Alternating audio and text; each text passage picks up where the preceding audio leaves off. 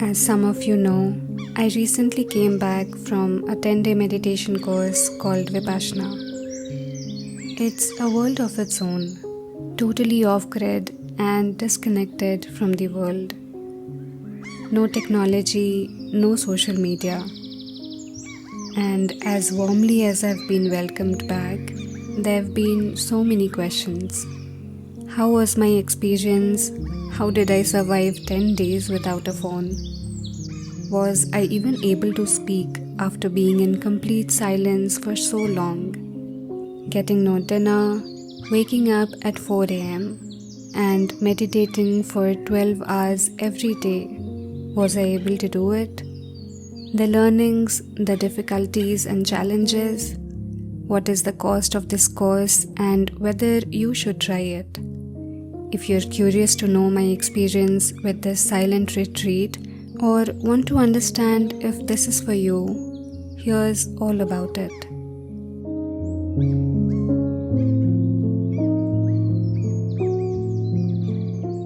Vipassana is India's most ancient technique of meditation, which means to see things as they really are. Rediscovered and taught by Gautam Buddha more than 25 years ago, it is a way of self-transformation through self-observation. It focuses on deep interconnection between mind and body to explain through direct experience how we create so much suffering for ourselves and how to come out of it. It's a 10-day course with 10 to 12 hours of meditation every day. No talking or communication of any kind, not even eye contact or hand gestures. And of course, no phone, no reading or writing material. When you enter the campus, you submit all the necessary material possessions and commit to living the life of a monk for 10 days. And while these sound extreme, trust me, these are very easy to follow. The challenges are totally different, which we'll talk about shortly. Lastly, this course is completely free of cost. The food, the accommodation, all the facilities, and the teaching. Everything runs on voluntary donations from past students who found value in this course and want to see that the needs of the next batch students are met in full and they can also benefit from this noble service. And I felt that alone proves the genuineness and pure intentions of this institution.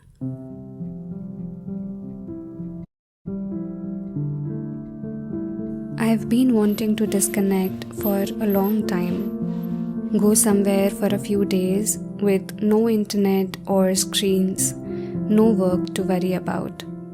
To spend time with myself, reflecting on my life, how it has changed and what's to come.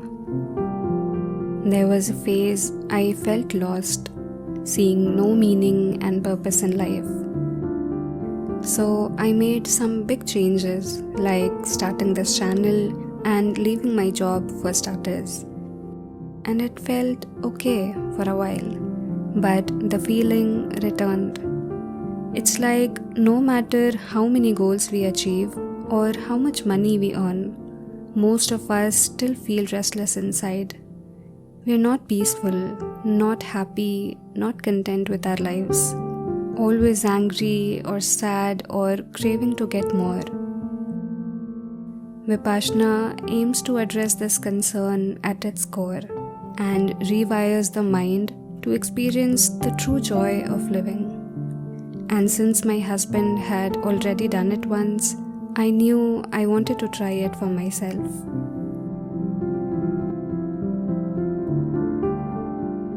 I completed my Vipassana course at Dhammagiri, Igatpuri, which is a couple of hours from Mumbai. It is situated on top of a mountain, surrounded by hills and forest, making it an ideal spot for an off-grid retreat like this. There are similar centers across the country and even abroad for those who want to do it.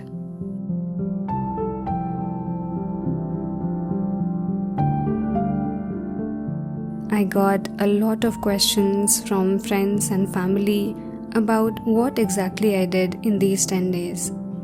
What was my daily schedule? Well, it was quite simple. Eat, meditate, sleep, and repeat. Every day started from the ringing of a giant bell at 4 a.m. Everyone got up, freshened up, and settled in the meditation hall by 4:30 for a 2-hour meditation session. 6:30, we took a shower and had our breakfast. The second round of meditation took place from 8 to 11 a.m., followed by lunch and some rest time. We got back to our meditation halls by 1 p.m. and continued the practice till 5 p.m. This is the snack or dinner time where you get a piece of fruit, tea or milk, and some puffed rice. That used to be our last mini meal, followed by the last session from 6 to 9 p.m. Each night ended with a discourse by S.N. Goenka, the principal teacher of Vipassana. His discourses were truly the highlight of every day that I used to look forward to.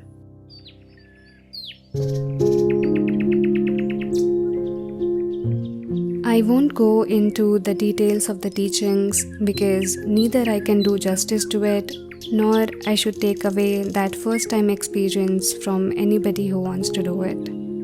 On the theoretical level, the course is based on 3 pillars: Shil, Samadhi, and Panya. That includes setting the ethical conduct to form the foundation for the spiritual journey, learning the techniques of mind training and focused meditation, and finally, receiving the wisdom and knowledge of seeing things for what they are and come out of our sufferings. On the practical level, we are taught 2 techniques of meditation. The first step is Anapana, which is the foundation level, and the second step is Vipassana, where we learn the concepts of awareness and equanimity.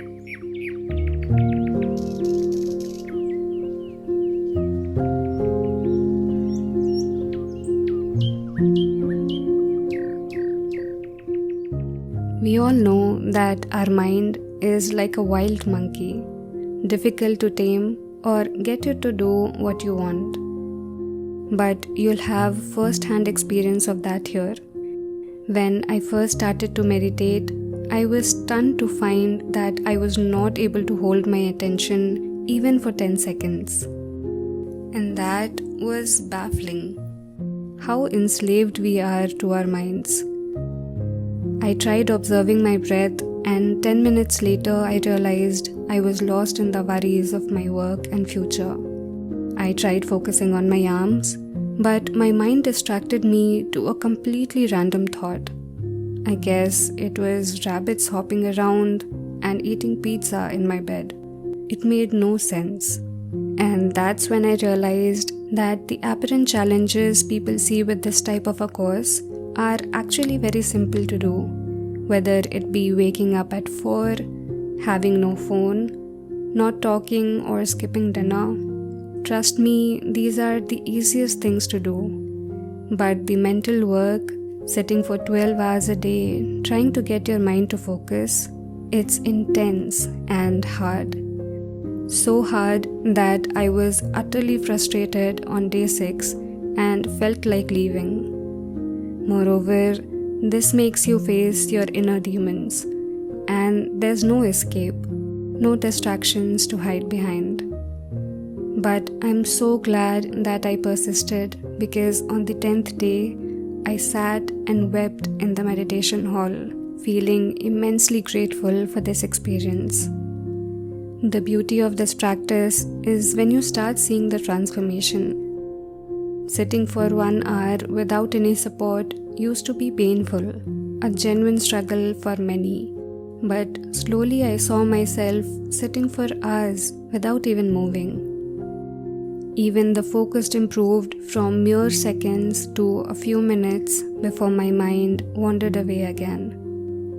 Having said that, This experience is different for everybody.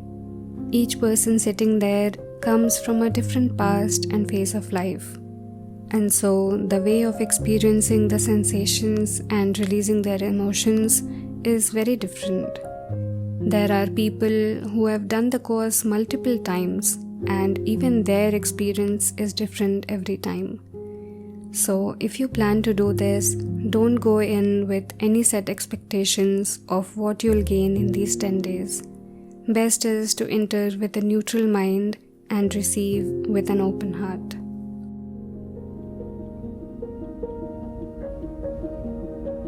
One of the best things I liked about this course is that it doesn't tie you to any religious activity.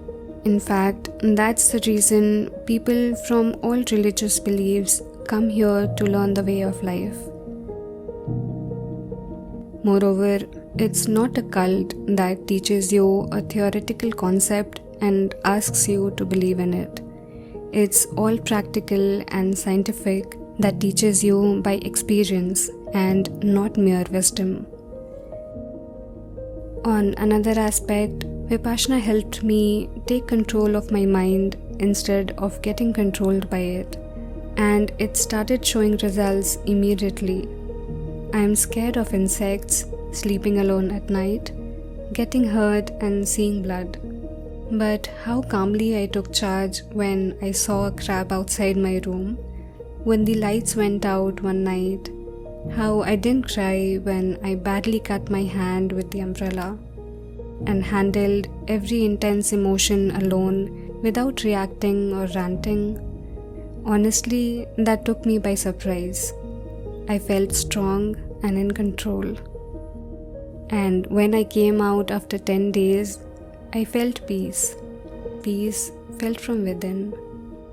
In essence, I learned that there will be all sorts of experiences, good and bad as we label them. But how we react to them defines our life, our reality, and our happiness. Everything will change, everything will pass.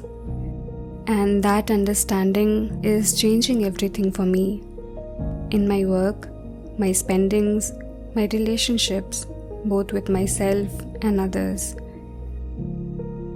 I'm starting to look differently at what success really means for me.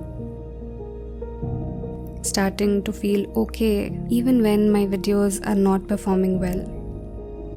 I think I'm getting a little better at differentiating love from attachment, and so much more that can't be expressed in a video. So when someone asks me, "How was your experience?" I say it was neither good nor bad. It was tough and it was necessary. Because meditation is not relaxation as we think. It's serious hard work that you do on yourself. It's tapasya, it's sadhana. But the value you get out of these 10 days is gold. Some would say it's not for the faint-hearted, but I'd say it's exactly for them, because it will make you strong. So yeah, if you ask me, I'd recommend experiencing Vipassana at least once in your life. If it doesn't work for you, you'd lose 10 days, but if it does, it would be an asset for life.